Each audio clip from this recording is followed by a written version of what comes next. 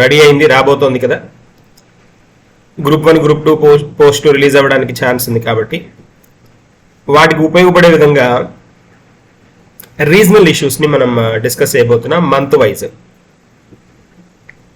అంటే ఇక్కడ రీజనల్ ఇష్యూస్కి మీరు కనుక ఎగ్జామ్ పాయింట్ ఆఫ్ వ్యూలో ఇఫ్ యూ టేక్ గ్రూప్ 2 మనకి international issues, national issues and regional issues అని సిలబస్లో మెన్షన్ చేశాడు 30 మార్క్స్ వెయిటేజ్కి. అంటే there is a scope for regional issues around 10 marks questions, 10 marks ఇవ్వడానికి, 10 క్వశ్చన్స్ ఇవ్వడానికి 10 మార్క్స్కి. కాబట్టి దీనికి ఈక్వల్ ఇంపార్టెన్స్ ఉంది కదా ఇంటర్నేషనల్కి నేషనల్కి రిలేటెడ్గా. కాబట్టి మనం ఒక్కొక్క మంత్ కరెంట్ అఫైర్స్ని డిస్కస్ చేస్తూ వద్దాం. మొదటిగా నేను జాన్ నుంచి, అంటే మనం current affairs competitive examinations group 2 group 1 SI constable ఇలాంటి ఎగ్జామ్స్కి ప్రిపేర్ అయ్యేటప్పుడు ఖచ్చితంగా 8 months to 1 year అయితే కాన్సెప్ట్స్ చదువుకొని ఉండడం సేఫ్ అనమాట. 1 year చదవాలి అని అంటే సేఫ్ జోన్లో ఉండాలి అని అంటే 1 year దాకా. అంటే 1 year ఆ క్వశ్చన్స్ కూడా మిస్ అవ్వకూడదు అనుకుంటే 1 year చదవాలి. లేదు అన్ని గుర్తుండవు, నేను చదవలేను అని అనుకుంటే 8 months థరోగా ఉండి నెక్స్ట్ ఎట్ ఎ గ్లాన్స్ చూసుకుంటే సరిపోతుంది, ఒక 4 months మేబీ.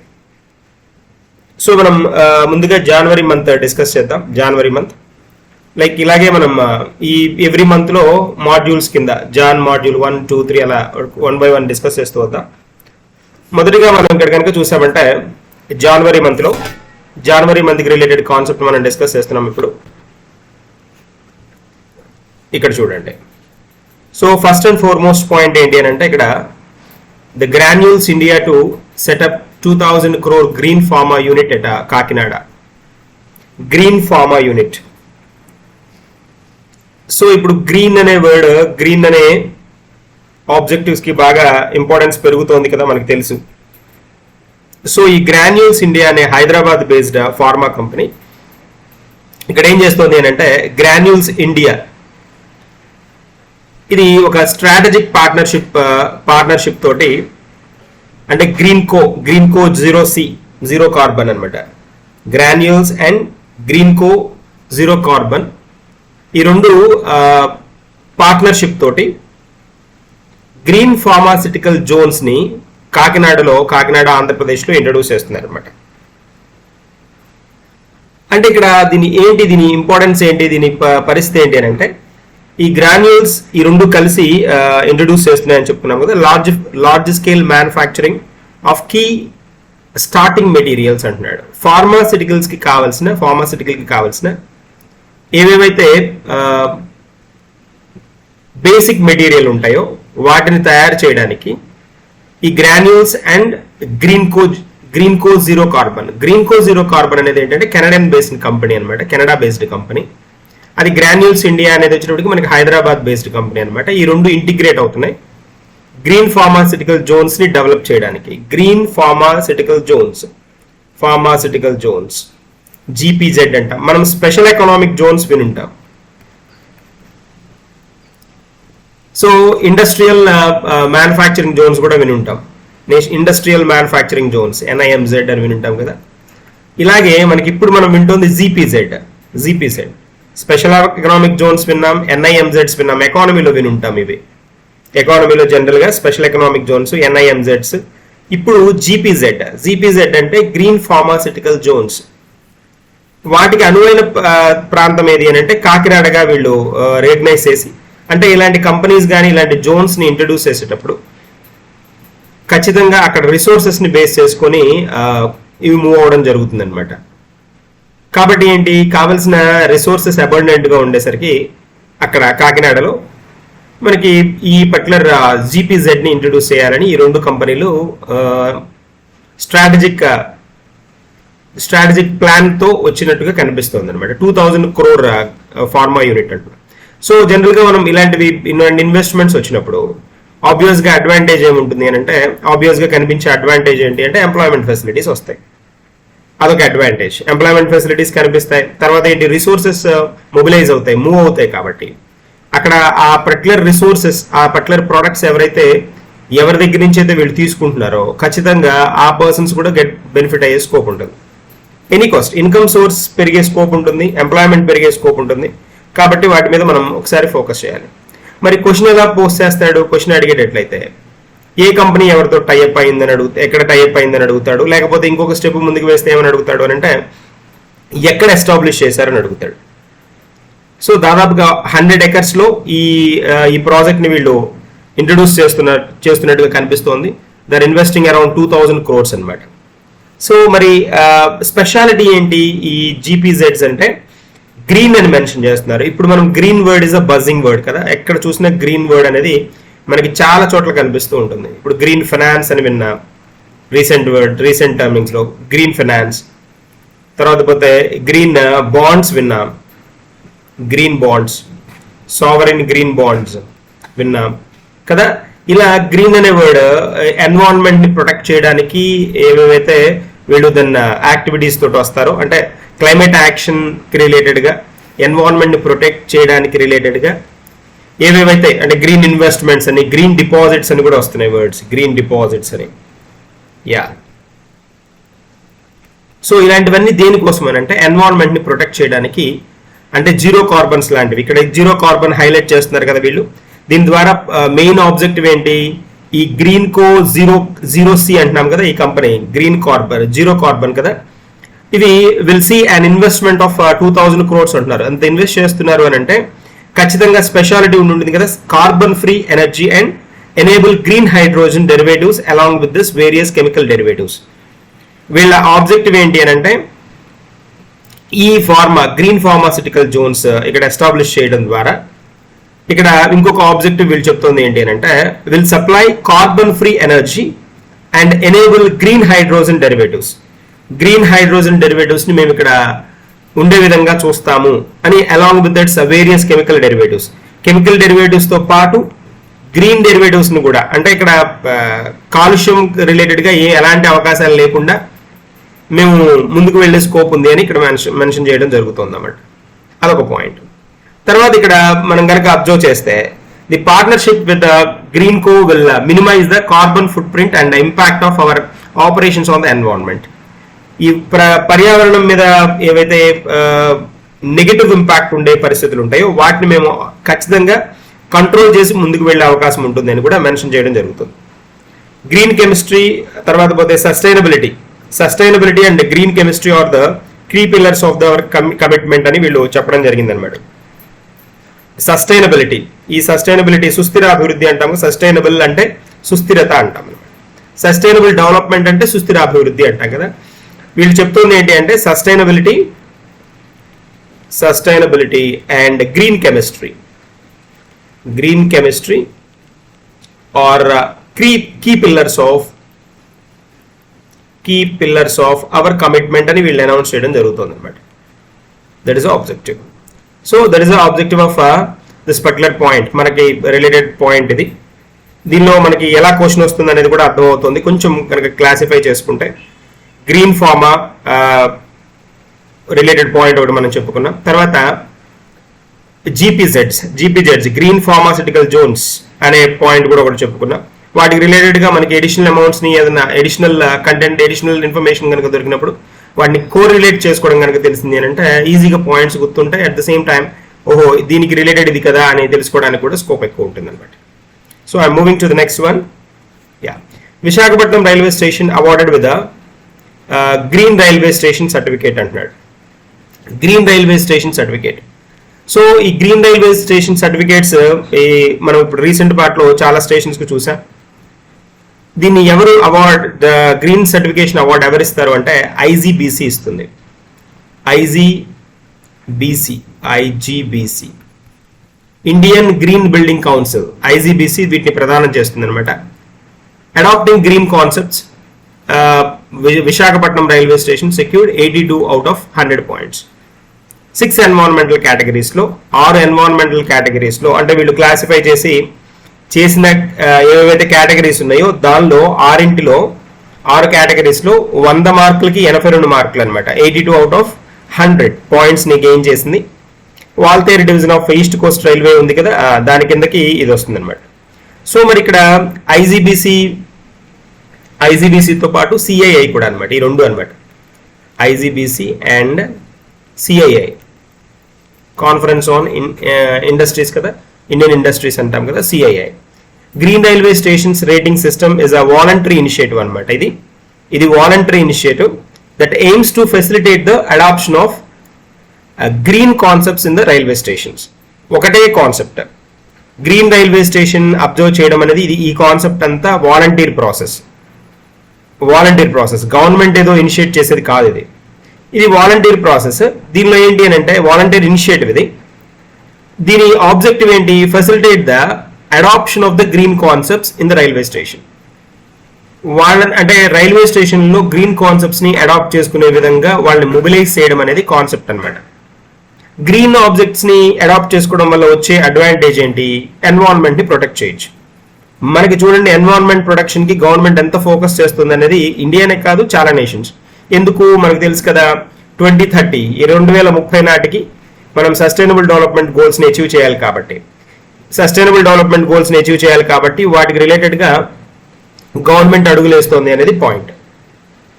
సో అంటే ఇక్కడ మనకి ఈ పాయింట్స్ అన్ని మనం ఒకటి 1 by 1 చెక్ చేసుకుంటూ వస్తే ఇక్కడ ఏమేమి ఉంటాయి, ఎలాంటి ప్రయారిటీస్ని చూస్తారు? వాటర్ కన్జర్వేషన్ ఒకటి, అంటే నీటిని ప్రొటెక్ట్ చేసుకోవడం ఒకటి, వేస్ట్ మేనేజ్మెంట్ ఒకటి, ఎనర్జీ ఎఫిషియన్సీ, ఫాజిల్ ఫ్యూయల్స్ని రెడ్యూస్ చేయడం ఒకటి, తర్వాత lesser dependency on virgin materials ఒకటి, ఇలాంటివి అనమాట. ఇలాంటి వాటిని కేటగరైజ్ చేసుకొని వీటిల్లో ఈ రైల్వే స్టేషన్ ప్రాక్టీసెస్లో బెస్ట్ ప్రాక్టీస్ గా ఏదైతే నోటిఫై అవుతుందో, అంటే వీటిలో ఎన్ని వీళ్ళు ఫాలో అవుతున్నారనే దాన్ని బేస్ చేసుకొని వీళ్ళకి రేటింగ్ ఇస్తారనమాట, దాన్ని సర్టిఫై చేస్తారనమాట.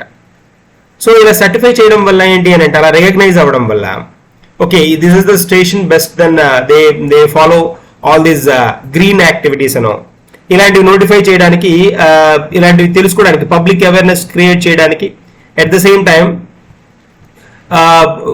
వీటి ద్వారా అంటే వీటిని ఇక్కడ ఇది బెస్ట్ గా, దీనికంటే ఇది బెటర్ గా ఉంది, ఇక్కడ ఈ ఫెసిలిటీస్ ఈ ప్రోగ్రామ్ ద్వారా ఇంట్రడ్యూస్ చేశారని పబ్లిక్ కి తెలియడానికి, ఇన్ని యాక్టివిటీస్ ని గవర్నమెంట్ హోల్డ్ చేస్తుంది అనమాట. మనం కనుక అబ్జర్వ్ చేస్తే ఇక్కడ ఈ SDGs లో మనం సస్టైనబుల్ డెవలప్మెంట్ గోల్స్ చెప్పుకున్న ప్రతిసారి ఎకానమీకి రిలేటెడ్ గా సస్టైనబుల్ డెవలప్మెంట్ గోల్స్ చెప్తారు. 17 గోల్స్ ఉంటాయని, వాటిలో 16 గవర్నమెంట్ ఆఫ్ ఇండియా ఫాలో అవుతుందని, 17th పార్ట్నర్షిప్ అని. ఈ క్లైమేట్ యాక్షన్ ప్రతిసారి వస్తుంది కాబట్టి క్లైమేట్ యాక్షన్ గురించి మనం క్లైమేట్ యాక్షన్ SDG 13 అనమాట, సస్టైనబుల్ డెవలప్మెంట్ గోల్ 13 అనమాట, 13కి రిలేటెడ్ ఇది. ఓకేనా, మనకి డెవలప్మెంట్ గోల్స్ 13. నేను వీటి గురించి మనం ఏ సస్టైనబుల్ డెవలప్మెంట్ గోల్ గురించి మాట్లాడాల్సి వచ్చిన ప్రతిసారి దాని గురించి ఉన్న రిలేటెడ్ గా ఉన్న SDGని నేను మెన్షన్ చేస్తాను ఇక్కడ. ఇప్పుడు ఓవరాల్ గా మనం కనుక ఇక్కడ అబ్జర్వ్ చేస్తే ఈ పర్టికులర్ ఈ Visakhapatnam railway station green railway station certified అయింది అని చెప్పుకున్నాం కదా. ఆ కేటగిరీస్ లో ప్రయారిటైజ్ కేటగిరీస్ ఏమేమి ఉంటాయి? Water conservation, waste management, energy efficiency, reduction of the fossil fuels, తర్వాత lesser dependency on virgin materials, వీటి మీద ఫోకస్ చేసినందుకు ఈ సర్టిఫికేషన్ ని ఇస్తారనమాట. Rating system also help the station to management to understand their current position with respect to the green performance. ఇలా certification programme introduce చేయడం వల్ల ఏమంటే వాటి ప్రెసెంట్ పరిస్థితి ఏముంది అనేది కూడా మనం తెలుసుకోవడానికి ఛాన్స్ ఉంటుంది అనమాట. So with support of environment directorate తోటి సపోర్ట్ తీసుకొని IGBC ఈ యాక్టివిటీని చేస్తుంది అనమాట. Rating, as I mentioned earlier, rating is based on 6 environmental categories. IGBC introduce చేసిన 6 కేటగిరీస్ లో కేటగిరీస్ ని బేస్ గా చేసుకొని వీటికి ర్యాంక్స్ ఇవ్వడం జరుగుతుంది అనమాట. అంటే IGBC ఇంక్లూడ్ చేసిన వాటిల్లో మనకి ఏమేమి ఉంటాయి? సస్టైనబుల్ స్టేషన్ ఒకటి అనమాట. వాటిల్లో సస్టైనబుల్ స్టేషన్ ఫెసిలిటీ ఏవి 6 కేటగిరీస్ లో అనమాట. సస్టైనబుల్ స్టేషన్ ఫెసిలిటీ, తర్వాత హెల్త్, అంటే ఫుడ్ కి రిలేటెడ్ గా, వాటర్ కి రిలేటెడ్ గా అనమాట హెల్త్. తర్వాత హైజీన్, చాలా చాలా ఇంపార్టెంట్ కదా హైజీన్, ఎంత నీట్ గా ఉంచుతున్నారు రైల్వే స్టేషన్ అనేది, అంతే కదా. Smart and green initiatives,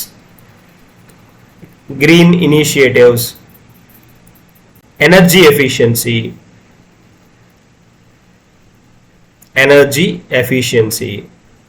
and water conservation. ఈ 6 అనమాట. ఇగోండి ఇక్కడ మనకు కనిపిస్తున్నాయి కదా, ఈ 6 కేటగిరీస్ లో కేటగిరీస్ని చెక్ చేసుకొని వీటికి ర్యాంక్స్ ఇస్తారన్నమాట. అది పాయింట్ ఇక్కడ మనం చెప్పుకుంటాం.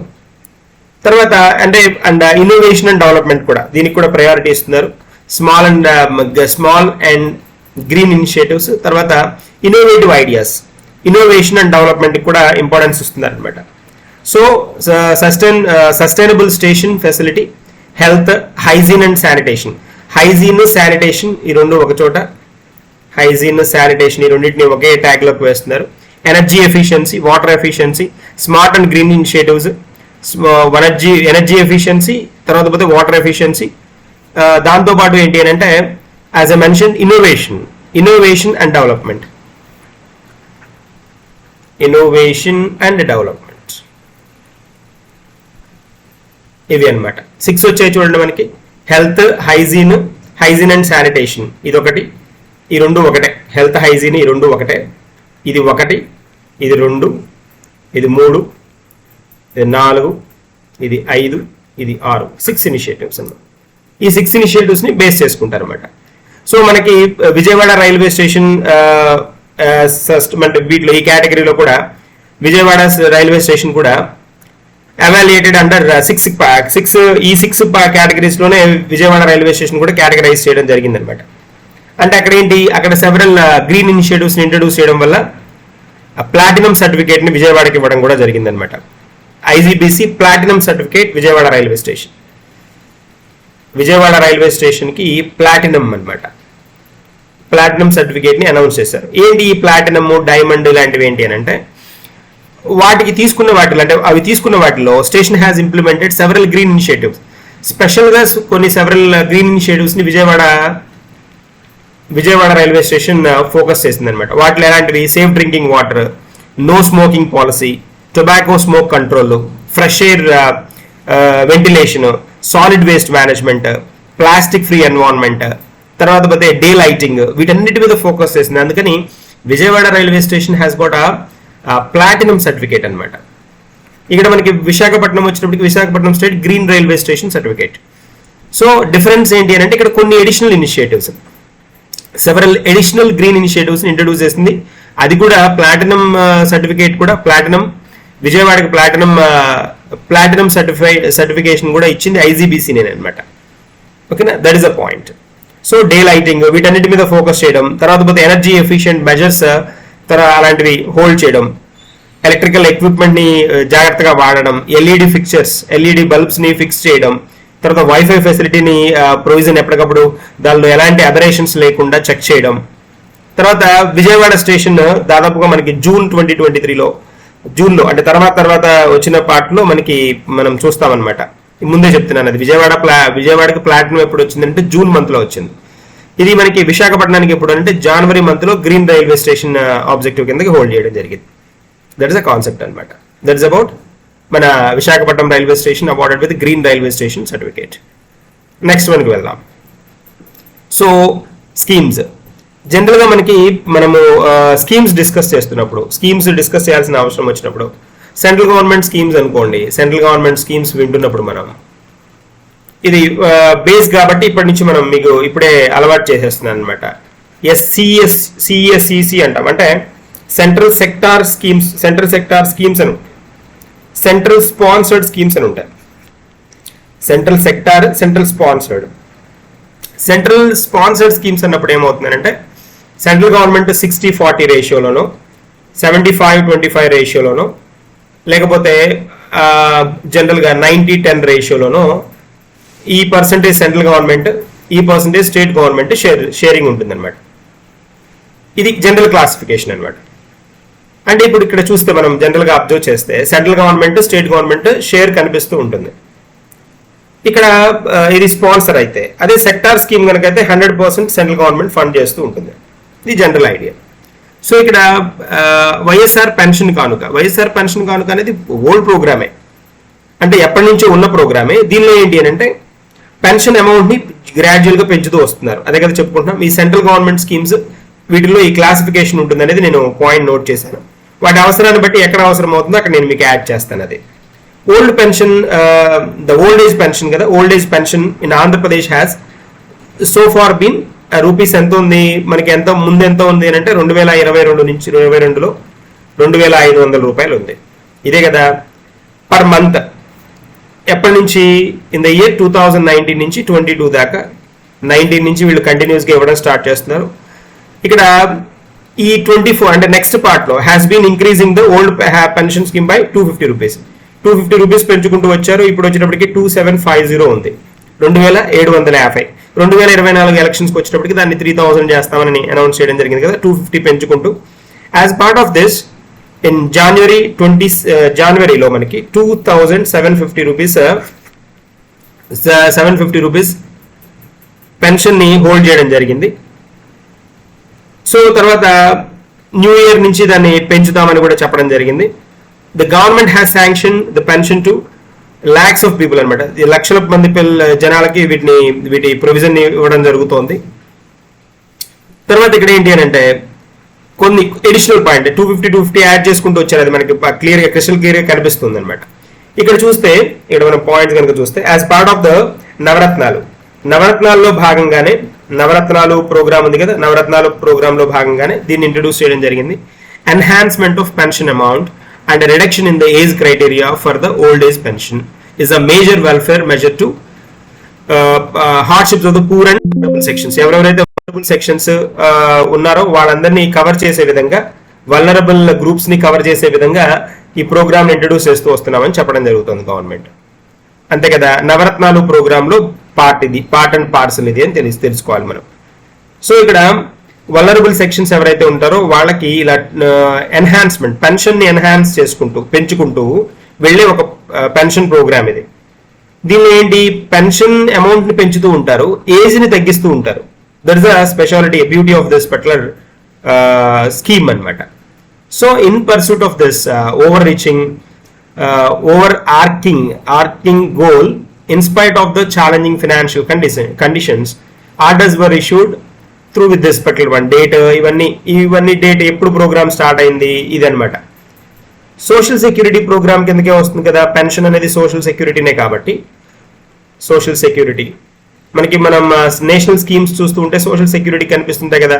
ప్రధానమంత్రి జన్ధన్ యోజన, ప్రధానమంత్రి సురక్ష బీమా యోజన, ప్రధానమంత్రి జీవన్ జ్యోతి బీమా యోజన, అటల్ పెన్షన్ యోజన, ఇవన్నీ ఏంటి అంటే సోషల్ సెక్యూరిటీ ప్రోగ్రామ్స్. ఆకోవకి అంటే అటల్ పెన్షన్ యోజన ఎలా అయితే సెంట్రల్ గవర్నమెంట్ ప్రెస్టీజియస్ గా ఇంట్రడ్యూస్ చేసిందో ఆ రకంగా స్టేట్ గవర్నమెంట్ హోల్డ్ చేసుకున్న ప్రోగ్రామ్ ఇది ఏంటి అంటే social security pensions amount programme అనేది ఇదనమాట. సో ఇక్కడ వీళ్ళలో మళ్ళీ క్లాసిఫికేషన్ ఉంది. ఇప్పుడు మనకి టాడీ ట్యాపర్స్ కానీ, టాడీ ట్యాపర్స్ అంటే కళ్ళు గీత కార్మికులు అంటాం, టాడీ ట్యాపర్స్. వీవర్స్ అంటే చేనేత వాళ్ళు అనమాట. సింగిల్ విమెన్, ఫిషర్మెన్, ఇలాంటి వాళ్ళకి, ఈఆర్టీ పర్సన్స్ కి, పిఎల్హెచ్ఐవి పర్సన్స్ కి, అంటే మన ఎయిడ్స్ ఎఫెక్ట్ అయిన పర్సన్స్ ఉంటారు కదా వాళ్ళకి. ట్రెడిషనల్ కాబ్లర్ అంటే చెప్పులు కుట్టేవాళ్ళు, వీళ్ళకి 2500 పర్ మంత్ ఇవ్వడం జరుగుతుంది అనమాట పెన్షన్ కింద. దాన్ని 250 రూపీస్ ఎన్హాన్స్ చేసి 2750 నోటిఫై చేశారు. డిసేబుల్డ్ పర్సన్స్ కానీ, ట్రాన్స్జెండర్ కానీ, డప్పు ఆర్టిస్ట్ వీళ్ళకి 3000 పర్ మంత్ ఇవ్వడం జరుగుతుంది.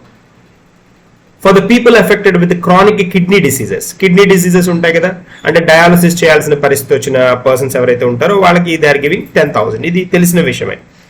And the enhanced scale of pension scheme effect from June 2019 payable for 1st July 2019 onwards. ఇది ఎప్పటి నుంచి ఎఫెక్ట్ అవుతుంది?